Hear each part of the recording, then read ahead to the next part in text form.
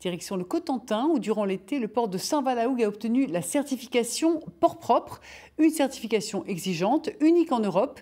Céline Durchon et Marie Saint-Jour nous expliquent tout. Regardez.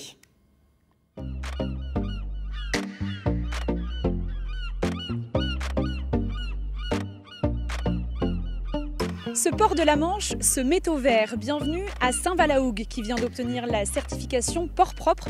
Aujourd'hui en France, 118 ports sont labellisés. C'est donc le 119e et c'est une première en Normandie. Il vient également d'obtenir la certification port actif en biodiversité. Alors en quoi cela consiste pour les usagers du port et les pêcheurs? On vous explique tout dans ce reportage tourné avec Marie Saint-Jour.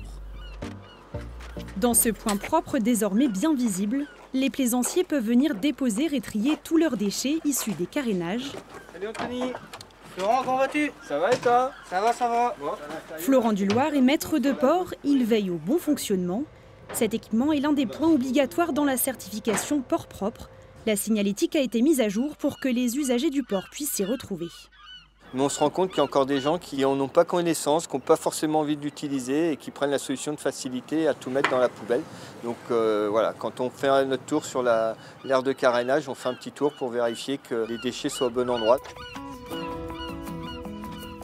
En tout, 17 critères environnementaux sont observés pour être port propre. Ce robot installé dans le port aspire les nappes d'hydrocarbures et les déchets flottants. 20 kilos sont collectés 2 fois par semaine. Un peu plus loin, une station permet aux bateaux de venir pomper leurs eaux usées ou leurs eaux noires, mais elle est encore très peu utilisée. Théoriquement, les bateaux n'ont pas le droit de rejeter leurs eaux noires dans les ports et dans la bande des 1000 le long des côtes, mais il n'y a pas vraiment de répression de fait, donc du coup tout le monde continue de faire un peu ce qu'il a envie de faire. Les eaux noires justement, c'est l'un des sujets abordés par Émilie et Vincent. Ils font partie des 4 agents portuaires formés en Normandie et vont à la rencontre des plaisanciers avec un questionnaire sur leurs habitudes en mer. Pour votre cuve à eau noire, est-ce que vous utilisez les pompes qui sont prévues? Non, comment vous faites?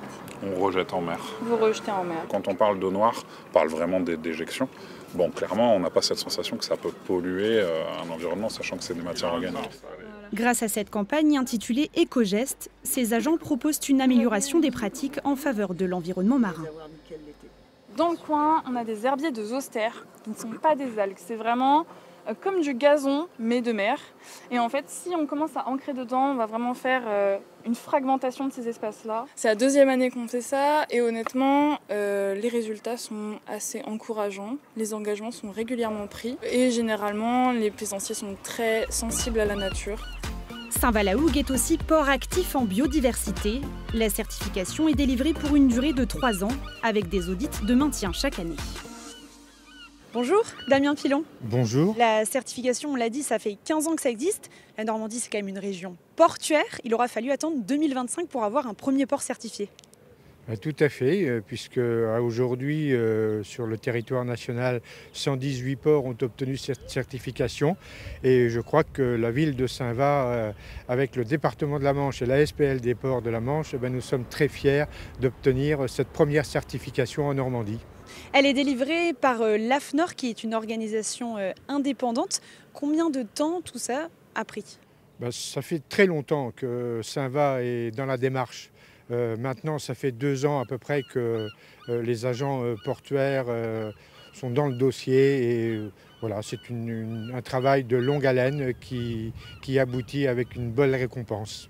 Alors tout cela, ça a un coût financier. Est-ce qu'on peut avoir quelques chiffres, combien ça a coûté? On a un système de récupération des déchets qui sont sur le port, qu'on appelle dépôle, qui doit être de l'ordre de 7 à 8 000 euros.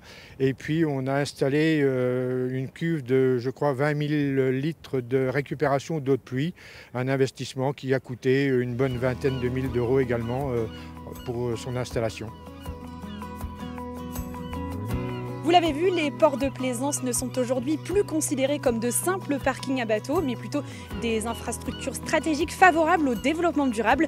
Port propre est le socle indissociable des ports de demain pour une gestion plus vertueuse.